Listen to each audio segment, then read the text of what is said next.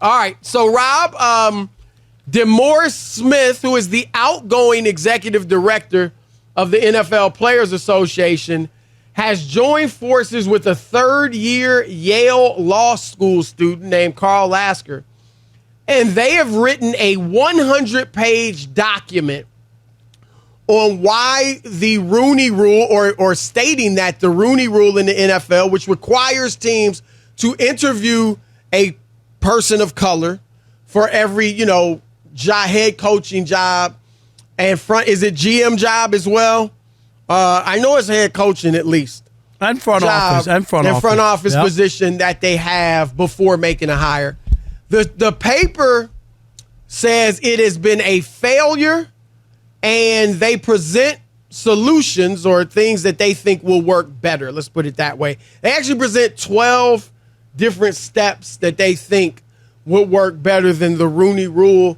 And you have for a long time, been saying they should get rid of the Rooney Rule, and DeMaurice Smith is saying the same thing. Yeah, I was never into it. I told you that from the beginning. I told you I would never, if they told me there wasn't a job open or something, and to come to some fugazi fake interview as practice, so I just would not be entertained that whatsoever. And it just... And that is rare. But I'm just saying, a lot of times from the reports that they're going to hire so-and-so, and then they still got to, have a black person come in for an interview. It happened in Detroit with Matt Millen when he was the general manager. Chris, everybody and their uncle knew they were going to hire Steve Mariucci, right? Everybody. Right. And the Lions were going to get in trouble by the league, so then they scrambled and started calling black guys. Can you come to Detroit, for a free meal in a hotel room? Do you think they told them that this is they didn't use the word scam, but you know what I mean? That I think really just something you can get practice, you can get. I don't know if they worded it like that, but the Lions could get no one to come. So they did get fined by the league. Nobody would come, Chris. They all knew. They knew. Because everybody was around the league. Everybody knew that Steve Mariucci was coming. Right. And I just think, the whole notion of practicing and all that kind of stuff, I'm not surprised. We talked about it before, Chris. Probably the worst thing in the NFL, next to their disastrous minority hiring when it comes to head coaching and front office positions, is the nepotism that goes on in that league. That's another thing that's mentioned in this. Steve Belichick. We could go on. The Patriots. Andy Reid's kids. Remember Todd Haley? Yep. Todd Haley played golf in college, Chris, and became an NFL head coach because his dad was an executive. He never even played high school or college football. Think about that. And he became an NFL head coach. Like, that's shocking that you could be on that kind of track because your dad, It happens, though. No, I know. So there are guys in the NBA, white guys, that never played basketball past junior high, if that ended up being head coaches. It's and certainly front office executives. Yeah, it's a problem, and I just have always had an issue with it. It should be on merit. I get it, Chris. It hasn't been on merit. The idea that they even have to put in such a rule in a league where you have a pool where you got 68, 70% of the pool to draw from is black. I mean, I find that to be, it's just insulting. And yet, these guys, and then, very seldom do you have the black retreads. We talk about that. You get a job, Chris. Who am I thinking of in Miami? His name skips.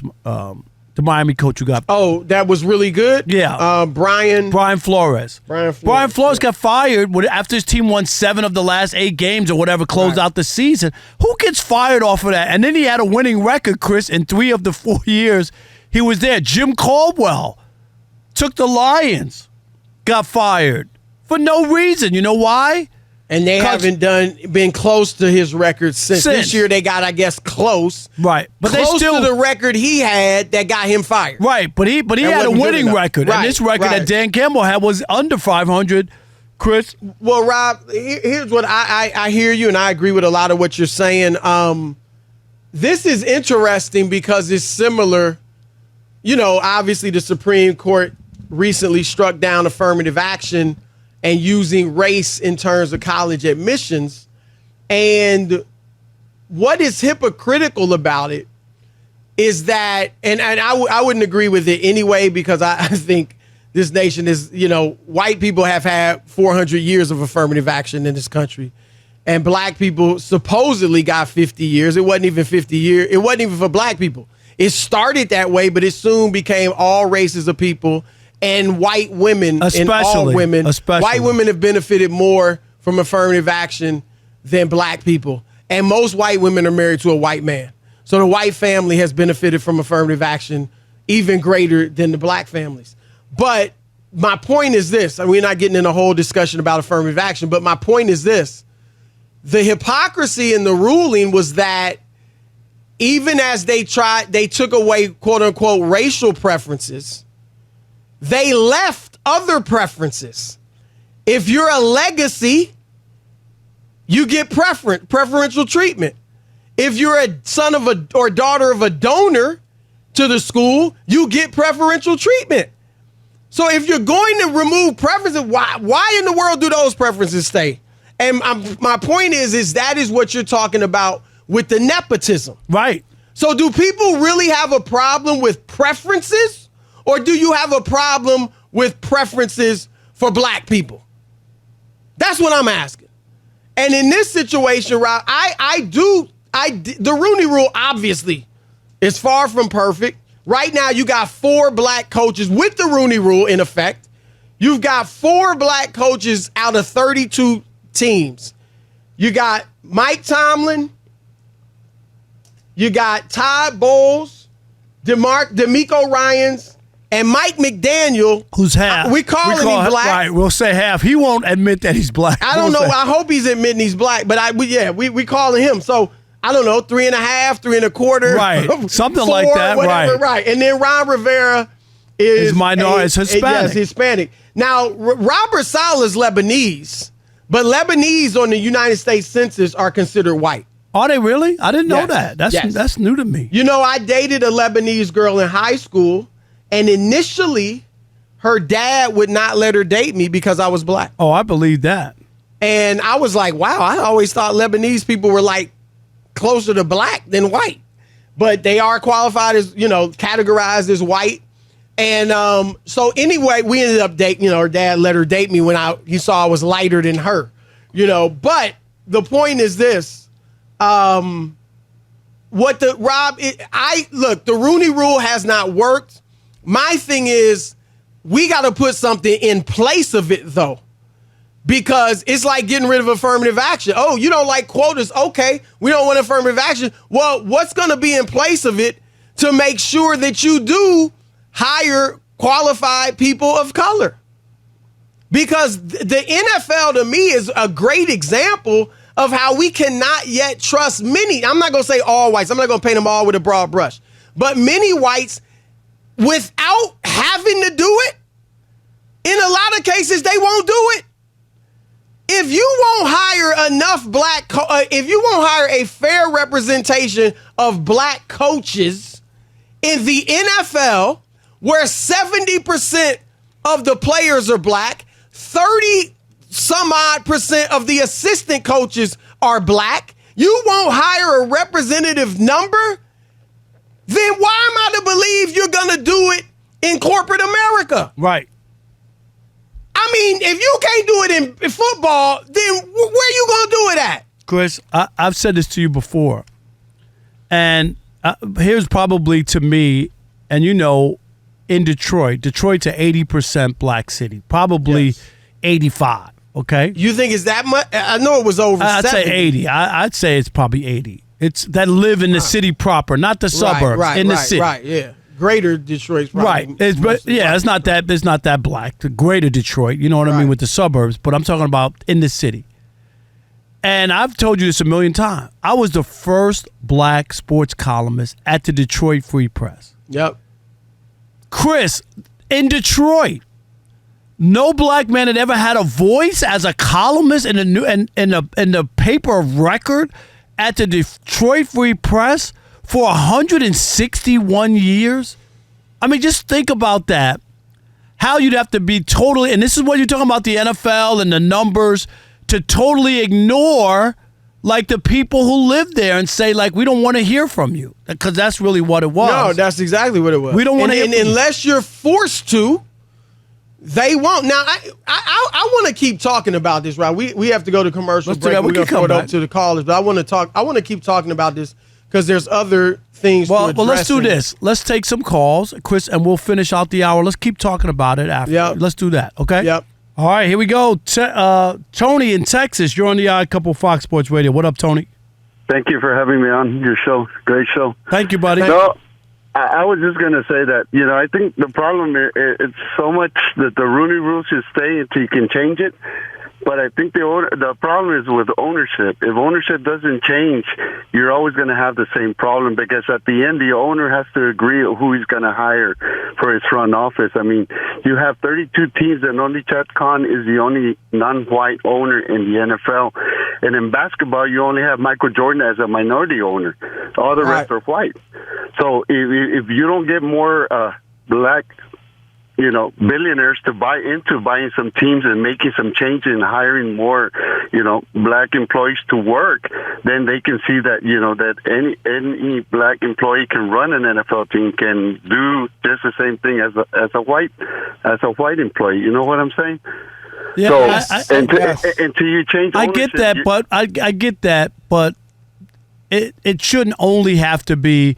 You got to be black and own the team in order to hire black people. I mean, you shouldn't concede, right. He's making sense. I know what he's saying. You just don't want to concede. That's the only way it can happen. New black ownership, and the reason there aren't more black owners, there's a lot of reasons for that. That's the historical racism.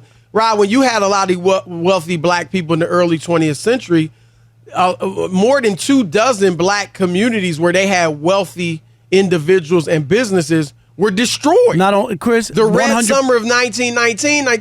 People have heard of Black Wall Street, right? But there were like dozens of other places like that. And I'll give you another example. We weren't allowed to get in on the ground floor when the Wellington Maras and his family bought the Giants for $500. Right, Chris, $500. Which was a lot back then. But still, I'm just saying, like on the ground floor. Right. I mean, absolutely. But that's what made their wealth, though, is what I'm trying to say.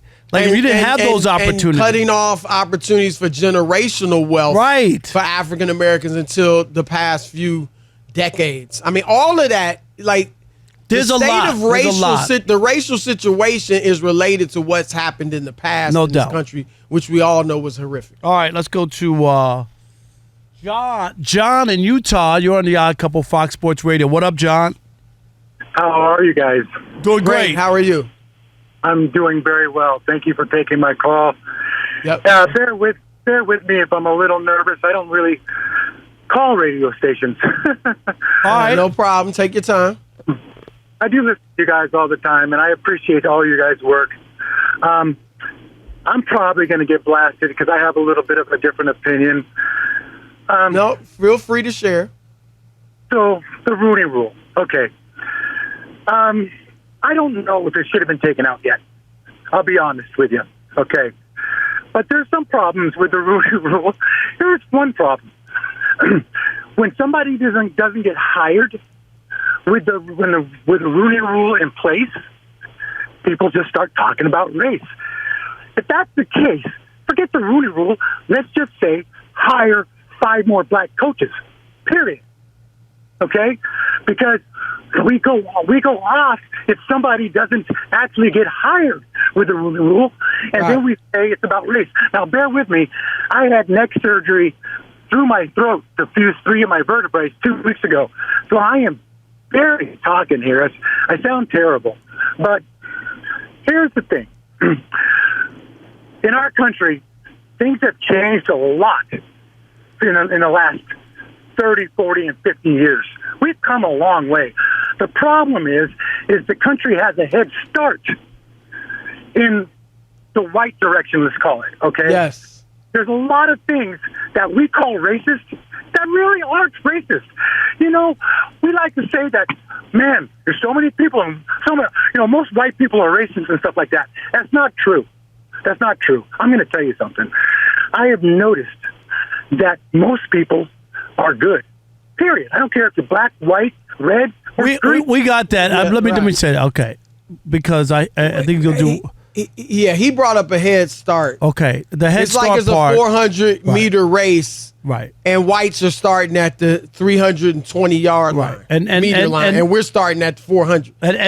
We got to run 400 yards. Y'all got to run 80. That's from the past. But here's all you need to know. Okay, if it was just white owners and they just want to hire white people, right?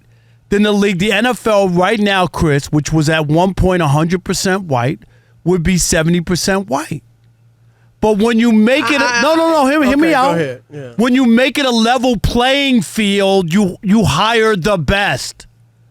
This is my point. Why is it a level playing field on the field? Well, because your speed, whether you could catch or not, whether you can make a move, whether you could throw the ball 80 It's yards. obvious. Right. That's what I'm saying. And only a handful of people can do it at that level. Right. And that's the difference. Right. And it ain't obvious in corporate. Because that's my point. That's exactly my point.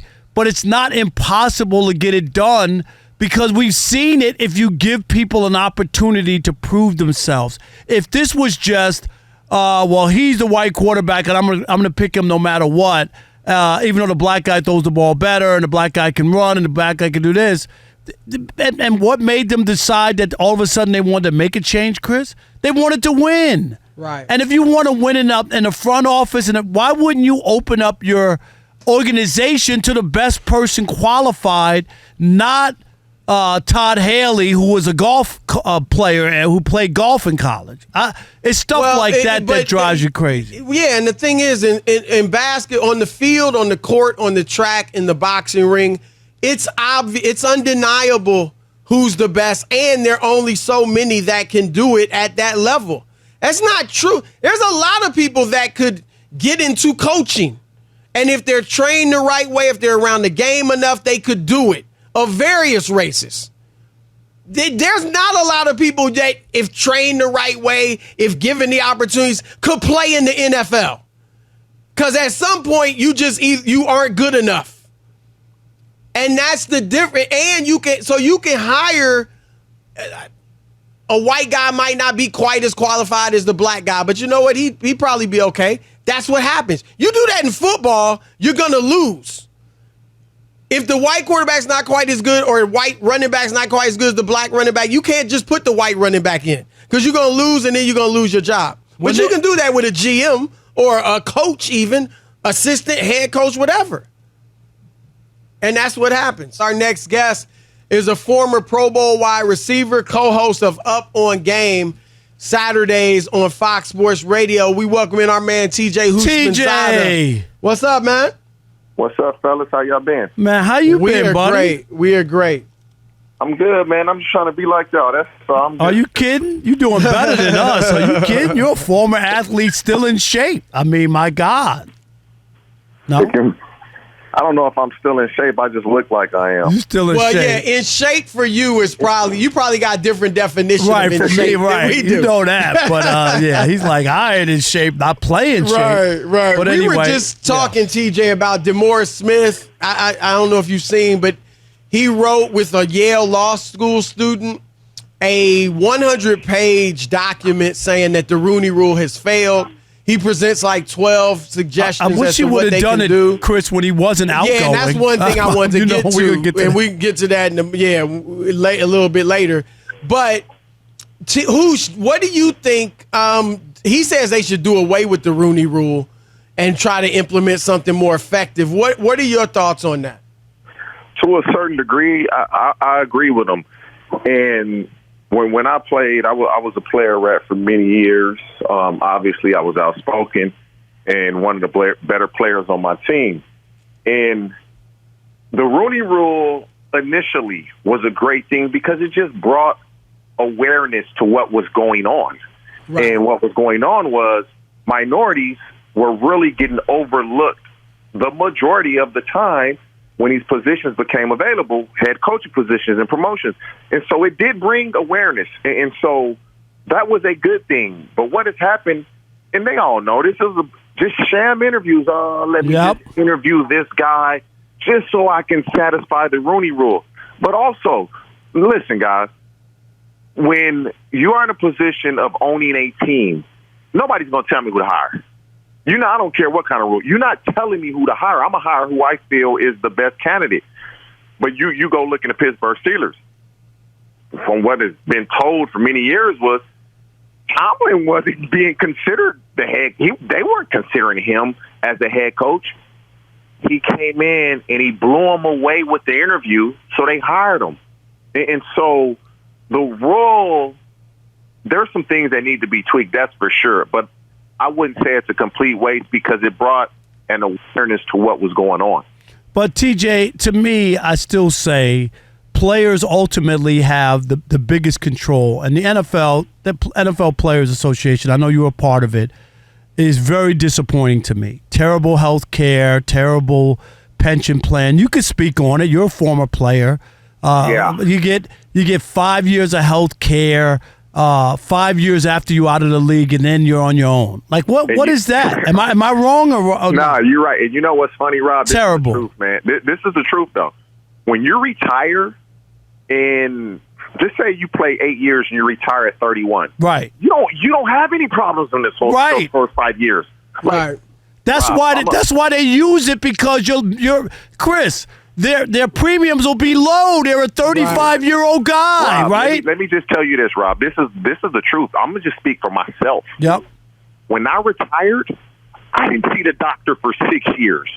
I didn't go to the doctor for 6-7 years after I retired. I didn't even go to the doctor. Now, my wife and my kids, obviously they're women. Sure. They were going to get regular. I didn't Checkups. see the doctor for 5 or 6 years. So my insurance didn't get put to use because a lot of us, you don't start to have problems till you get to your mid-40s, late 40s, and your 50s. And by that time, a lot of guys, they can't afford it. They can't afford it. And so I wish something would be done about that. I'll never forget, man, they had a meeting at the Terranera out here in California, the NFLPA. They had a meeting up here, and I went.